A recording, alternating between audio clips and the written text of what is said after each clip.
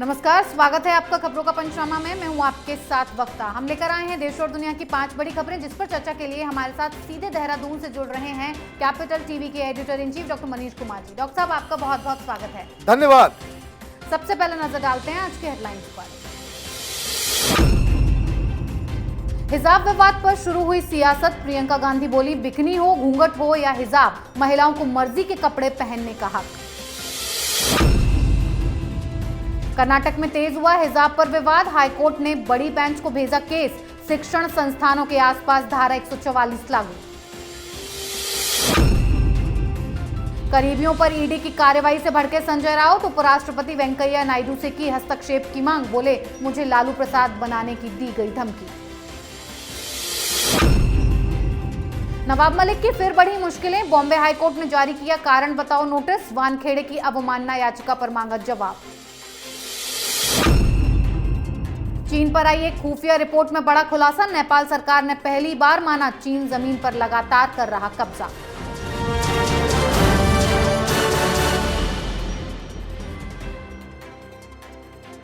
सबसे पहले बात हिजाब पर शुरू हुई सियासत पर। कर्नाटक के हिजाब विवाद में अब प्रियंका गांधी, राहुल प्रसाद यादव और मलाला यूसुफजई की एंट्री हो गई है। प्रियंका गांधी का कहना है कि चाहे बिकनी हो, घूंघट हो, जीन्स हो या हिजाब, ये तय करना एक महिला का अधिकार है कि वो क्या पहनना चाहती है। ये अधिकार महिलाओं को भारतीय संविधान ने दिया है। महिलाओं को प्रताड़ित करना बंद करो। तो वहीं दूसरी तरफ लालू प्रसाद यादव बोल रहे हैं कि देश गृह युद्ध की तरफ बढ़ रहा है। मलाला ने भी इस पर टिप्पणी की और कहा कि लड़कियों को उनके हिजाब में स्कूल जाने से मना करना भयावह है। डॉक्टर साहब, विपक्ष इस मुद्दे पर क्यों राजनीति कर रहा है? क्या इसे भी चुनावी एजेंडा बनाने की कोशिश की जा रही है? एक मसला हिजाब का जो एक स्कूल से शुरू होता है, अब ये एक नेशनल इशू बन गया है। तमाम लोग कूद पड़े हैं। प्रियंका वाड्रा ने तो हद ही कर दी। उन्होंने कह दिया कि जिस किसी को भी बिकनी पहनना हो या घूंघट लगाना हो या फिर कुछ भी कपड़े पहनना हो, कोई किसी को कुछ बोल नहीं सकता इस देश के अंदर में। ये बात बोलने से पहले ये भी समझ में आना चाहिए कि ये मसला स्कूल ड्रेस से जुड़ा हुआ है और स्कूल में बिकनी पहन के कौन जाता है। अब इतना ही नहीं, ओवैसी कूद पड़े। तमाम तरह के लेफ्ट कबाल के जो दलाल किस्म के पत्रकार हैं वो भी कूद पड़े। कल हमने बताया था किस हिसाब से उस लड़की को एक मैस्कॉट बनाने की कोशिश की जा रही है। दिक्कत ये है कि ये मसला बहुत ही सिंपल है कि कुछ लड़कियों को बाकायदा इस्तेमाल किया जा रहा है। एक साजिश के तहत इसका इस्तेमाल हो रहा है कि ताकि हिंदुस्तान को बदनाम किया जा सके। अब आप देखिए इनकी वजह से क्या हुआ। पाकिस्तान के विदेश मंत्री ये फवाद चौधरी ने भी ट्वीट कर दिया कि हिंदुस्तान में हिजाब के ऊपर ये हो रहा है, मुसलमानों के ऊपर बड़ा अन्याय अत्याचार किया जा रहा है। और अचानक से मलाला भी कूद पड़ी। ये ठीक उसी तरीके से है जिस हिसाब से जब किसान आंदोलन चल रहा था तो ग्रेटा थनबर्ग का टूल किट सामने आया था। एक कोई नया टूल किट क्रिएट हुआ है कि जिसमें हिंदुस्तान के सेकुलरिज्म के ऊपर, हिंदुस्तान में जिस हिसाब से लोग रहते हैं उसके ऊपर सवाल खड़े करने की कोशिश की जा रही है। इस पे राजनीति कतई नहीं होनी चाहिए थी। अब हो रहा है तो इसकी जवाबी कार्रवाई में लोग तो आंदोलित होंगे ही। अब इसका ठीकरा जो है अब आप हिंदूवादी संगठनों पे फोड़ दीजिए या उन तमाम छात्रों के ऊपर फोड़ दें जो इसका विरोध कर रहे हैं कि अगर यूनिफॉर्म स्कूल में लागू है तो सब एक तरह के कपड़े पहन करके आएंगे।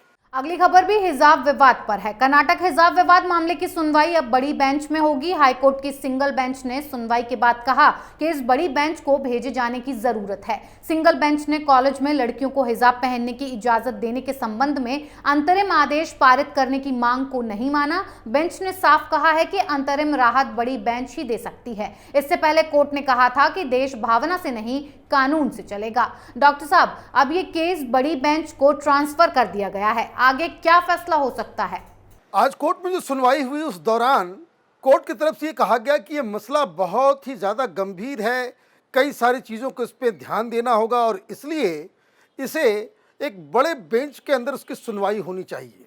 मतलब ये मसला टल गया। सरकार की तरफ से 3 दिनों के लिए स्कूलों में छुट्टी दे दी गई। अब सवाल ये उठता है कि कोर्ट की जो कार्रवाई हुई, उसमें कुरान को बुलाया गया। अब ये तलाशने की कोशिश की जा रही है कि क्या ये जो हिजाब है या फिर बुर्का है ये इस्लाम का एक अहम हिस्सा है या नहीं है।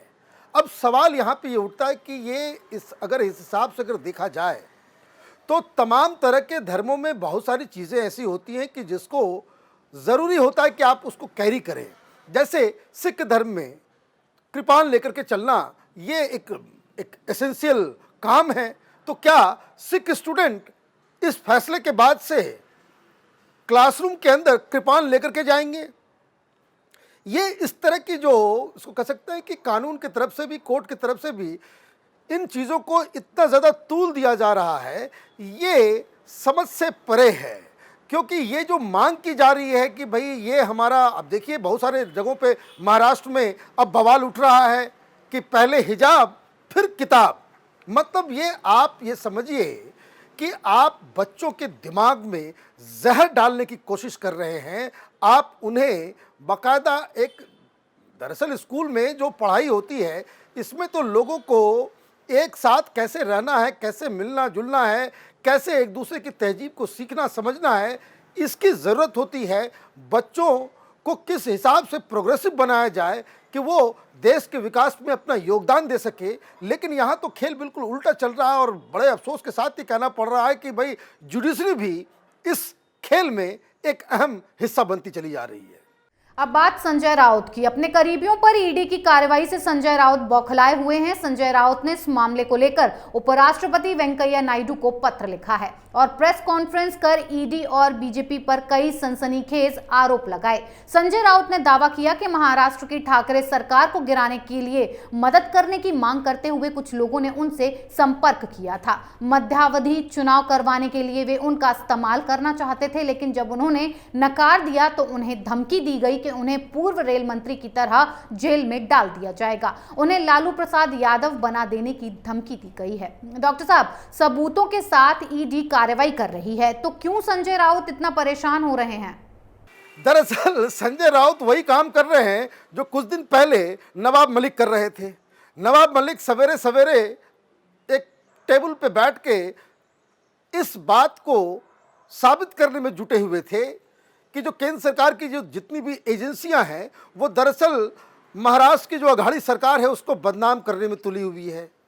महाराष्ट्र को बदनाम किया जा रहा है, महाराष्ट्र को इस तरीके से पेंट किया जा रहा है कि जैसे यहाँ सिर्फ और सिर्फ ड्रग्स का धंधा होता है। मसला उस वक्त शाहरुख खान के बेटे के थी। अब संजय राउत जो कह रहे हैं वो कह रहे हैं कि उनको धमकियां दी जा रही हैं।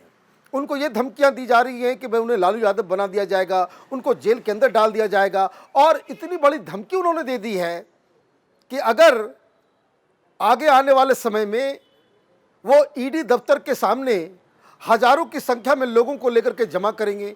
ये अगर होता है तो ये तो बड़ा ही अफसोसनाक है, क्योंकि फिर शिवसेना का काम वैसा ही होगा जो ममता बनर्जी बंगाल में करती है कि सीबीआई की टीम जाती है तो सीबीआई की टीम के लोगों को ही पकड़ धकर मार पीट उसको जो है जेल थाने के अंदर बंद करने का काम जो होता है, ये काम अब महाराष्ट्र के अंदर ही। मैं बार बार कह रहा हूँ कि जो काम ममता बनर्जी जिस हिसाब से कर रही है, जिस हिसाब से बंगाल में एक राजनीति का एक अलग मॉडल बन रहा है, वो हिंदुस्तान के लिए कैंसर है। दिक्कत क्या है? दिक्कत ये है कि जो सेंट्रल एजेंसियां अपना काम कर रही हैं वो अगर लोकल लेवल पे जो सरकार है उसके नेता हैं, अगर उनके खिलाफ कोई काम करती है या कोई केस होता है, अगर वो इनोसेंट है तो कानून से छूट जाएंगे, अगर वो इनोसेंट नहीं है तो बाकायदा उनको सज़ा मिलनी चाहिए। लेकिन आप किसी पार्टी के, खास करके सरकार चलाने वाली पार्टी के स्पोक्स पर्सन हैं, इसलिए आप इस तरह की धमकियां दें, ये उचित नहीं है। अगली खबर नवाब मलिक की बड़ी मुश्किलों पर। बॉम्बे हाईकोर्ट ने महाराष्ट्र के मंत्री नवाब मलिक को कारण बताओ नोटिस जारी किया है। कोर्ट ने यह नोटिस मुंबई एनसीबी के पूर्व अधिकारी समीर वानखेड़े के पिता ज्ञानदेव वानखेड़े की अवमानना याचिका पर दिया है। दरअसल ज्ञानदेव वानखेड़े ने याचिका में बताया कि मलिक ने दिसंबर में उनके परिवार के खिलाफ सार्वजनिक और सोशल मीडिया पर अपमानजनक पोस्ट करने से परहेज करने का कोर्ट को वचन दिया था। इसके बावजूद एनसीपी नेता उनके परिवार के खिलाफ अपमानजनक बयानबाजी करते रहे, जिसके बाद कोर्ट ने नवाब को नोटिस दिया। डॉक्टर साहब, क्या आप कोर्ट नवाब मलिक पर कोई एक्शन ले सकता है? नवाब मलिक फिर से एक बार फंसते हुए नजर आ रहे हैं। दरअसल नवाब मलिक ने एक हलफनामा दिया कि हम बिना किसी सबूत के वानखेड़े के घर या उसके परिवार या उनके परिवार के सदस्यों के ऊपर कोई लांछन नहीं लगाएंगे, लेकिन फिर भी उन्होंने प्रेस कॉन्फ्रेंस करके नए नए आरोप लगाए, जिसको लेकर वानखेड़े परिवार वो हाईकोर्ट में उन्होंने अर्जी लगाई थी कि कोर्ट के आदेश के बावजूद ये सारी चीज़ें हो रही हैं। अब कोर्ट में हलफनामा देने के बाद अगर आप वही गलती दोहराते हैं जिसके लिए आपको मना किया गया है, बार बार कोर्ट की तरफ से कहा गया कि आप ये काम ना करें, लेकिन फिर भी नवाब मलिक तो वो कोर्ट से कहाँ वो सुनने वाले हैं कोर्ट के आदेशों को। वो तो अघाड़ी सरकार के एक बाहुबली मंत्री हैं, इतने बड़े मंत्री हैं कि उनको न शरद पवार रोक सकते हैं न मुख्यमंत्री रोक सकते हैं। तो वो अपना वो जो प्रोपेगेंडा था, अपना जो उनका जो दिनचर्या था उस पर वो जारी रहे। अब हाईकोर्ट की तरफ से अवमानना का नोटिस गया है। अब देखना ये होगा कि क्या फिर से, मैं आपको बता दूं पहले भी वो माफ़ी मांग चुके हैं, क्या फिर से वो माफ़ी मांग के वो वापस नॉर्मल ज़िंदगी जीते हैं, या इस बार कोर्ट ये कहती है कि ये आपकी आदत हो गई है, आप कानून को, हाईकोर्ट के आदेशों को पालन नहीं करने की आपने कसम खा रखी है, इसलिए कोई सज़ा भी मिलती है, ये आगे आने वाले समय में मालूम चलेगा। लेकिन कहना पड़ेगा ये कि महाराष्ट्र के अंदर जो तमाम जो इंस्टीट्यूशंस हैं, जो सेंट्रल एजेंसीज हैं, कोर्ट्स हैं, उनकी अवमानना जिस हिसाब से की जा रही है वो एक खतरनाक संकेत है।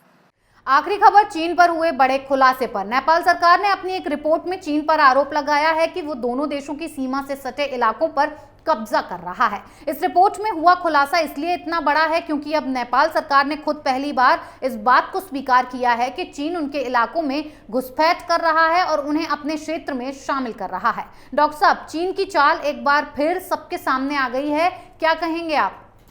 दरअसल अगर आप सांप से दोस्ती करेंगे तो किसी न किसी दिन वो डसेगा ही, और चीन तो बाकायदा ड्रैगन है। और ये सिर्फ नेपाल के साथ ही नहीं हो रहा, चीन जिस देश के साथ दोस्ती करता है सबसे पहले उसको ही निगलने की कोशिश करता है। ये चीन की विदेश नीति का एक अहम पहलू है। पाकिस्तान को देखिए किस तरीके से ग्वादर के पास वो अपने बाउंड्रीज बनाता चला जा रहा है, जिसको लेकर बलूचिस्तान में एक विरोध चल रहा है। अब नेपाल की बात करते हैं तो नेपाल में जो वर्तमान प्रधानमंत्री हैं वो चीन से उनकी उतनी अच्छी दोस्ती नहीं है जिस तरीके से इनसे जो पहले प्रधानमंत्री थे केपी शर्मा ओली साहब, जो जिनके बारे में कहा जाता है कि वहाँ पे जो चाइनीज़ एम्बेसडर हुआ करती थी वही पूरी सरकार चलाया करती थी। अब ये खुलासा इस रिपोर्ट से किया जा रहा है कि चीन ने कई सारी ज़मीनों को हड़प लिया है, उसे वो अपना बता रहा है। इतना ही नहीं, जब ओली सरकार थी वहाँ पे नेपाल के अंदर, तब चीन की तरफ से एक माउंट एवरेस्ट का एक मैप भी दिया गया था जिसमें ये बताया गया था कि जो एवरेस्ट का जो नदन हिस्सा है वो चीनी हिस्सा है, और वहाँ पे मालूम चल रहा था कि वहाँ पे 4G का बाकायदा टावर्स वगैरह भी लगाए जा रहे थे। इसको लेकर के भी विरोध हुआ था, लेकिन वो सरकार दरअसल चाइनीज़ कम्युनिस्ट पार्टी की एक, जैसे कह सकते हैं कि उसकी कठपुतली सरकार थी, इसलिए उस वक्त कोई सवाल नहीं उठाया गया। अब सरकार बदल गई है तो सरकार, जो नई सरकार है देवबा साहब की, वो इन सब चीज़ों के ऊपर अपना विरोध दर्ज करा रही है। यकीन मानिए नेपाल के अंदर इस खबर के आने के बाद से चीन के खिलाफ काफ़ी रोष है, काफ़ी गुस्सा है, क्योंकि कोई भी देश, कोई भी इंडिपेंडेंट मुल्क और वहाँ के रहने वाले लोग ये नहीं चाहेंगे कि उनकी ज़मीन पे कोई चीन जैसा, जिसको कह सकते हैं कि दूसरे देशों की ज़मीन को हड़पने वाला मुल्क उनकी ज़मीन को हड़पे। तो ये एक बड़ी खबर नेपाल के लिए है और पूरी दुनिया के लिए है कि चीन से दोस्ती काफ़ी ज़्यादा महंगी होती है। डॉक्टर साहब, बहुत बहुत धन्यवाद आपका, सीधा देहरादून से हमारे साथ जुड़ने के लिए। धन्यवाद। खबरों का पंचनामा में आज के लिए इतना ही। देश विदेश की बाकी खबरों और उनके सटीक एनालिसिस के लिए देखते रहिए कैपिटल टीवी। हमें लाइक कीजिए, शेयर कीजिए और कैपिटल टीवी को सब्सक्राइब कीजिए। नमस्कार।